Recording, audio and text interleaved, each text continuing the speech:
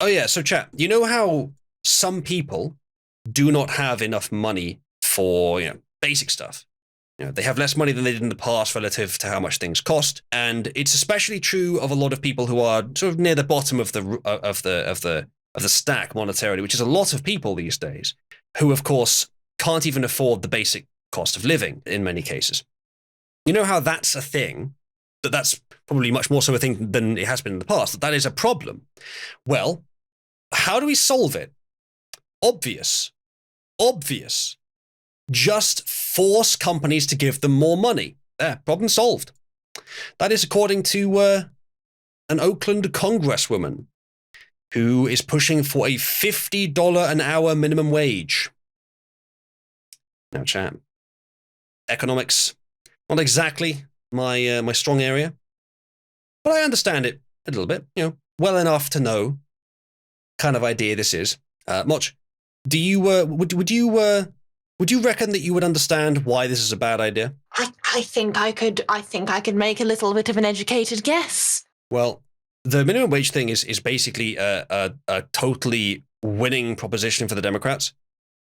Because it makes it. If you write BLM 4 times on a mirror and say 3 Hail Marys, then the laws of supply and demand will no longer exist. Yeah, exactly. The minimum wage thing, as I say, is kind of a winning strategy for the Democrats, because the only people that know it's complete nonsense are those that are economically literate, and they, of course, are totally shut down from public discussion. They are silenced from public discussion whenever they say it, and or just not promoted to those who need to know that it's nonsense. But anyway, their ideas are somewhat more nuanced, somewhat more difficult to follow than the lie that will just give you more money. It's that expression of the lie can travel 5 times around the world before the truth has got its shoes on.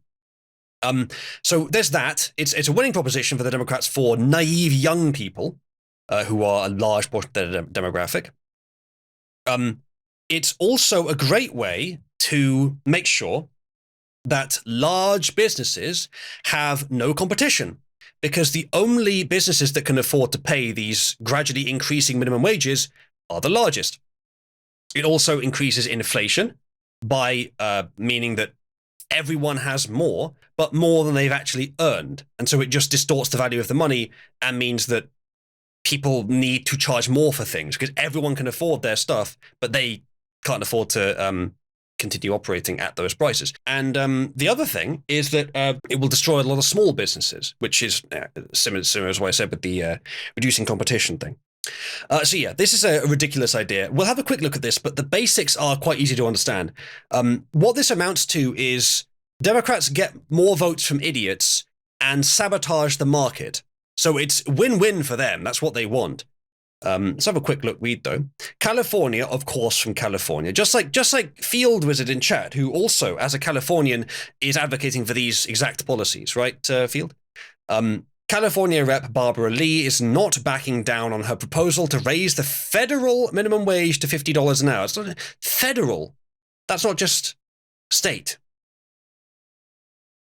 The Democrat lawmaker who represents Oakland and much of the northern portion of Alameda County in the House of Representatives defended her idea during a debate on Monday with fellow California reps Adam Schiff and Katie Porter and former Los Angeles Dodgers player Steve Garvey. The four are competing for the Senate seat formerly held by Dianne Feinstein, who died in September at age 90.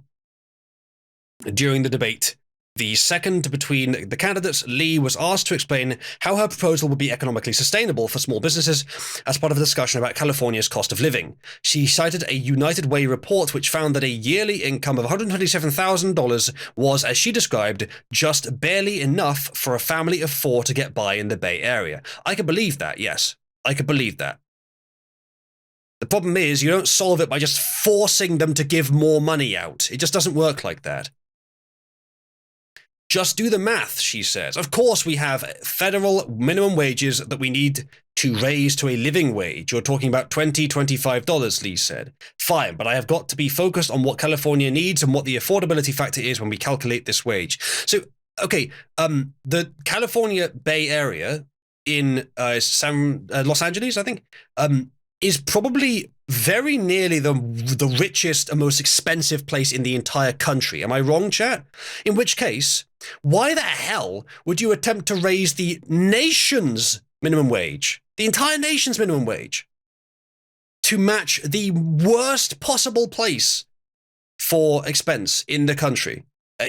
Either utter pandering or utter sabotage.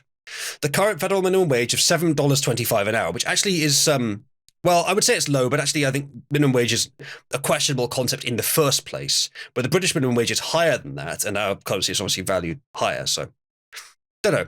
Don't really care. At the state level, California's minimum wage, $16 an hour, is the second highest in the nation behind Washington State, $16.28.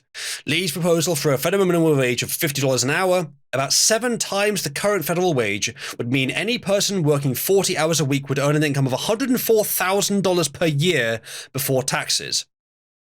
Yeah, that'll be affordable. I'm sure that the small business owner who employs, several of those people will totally be able to afford to pay, like, I don't know, $600,000, $700,000 a year just for his employees, just for his, like, barely out of being teenager employees.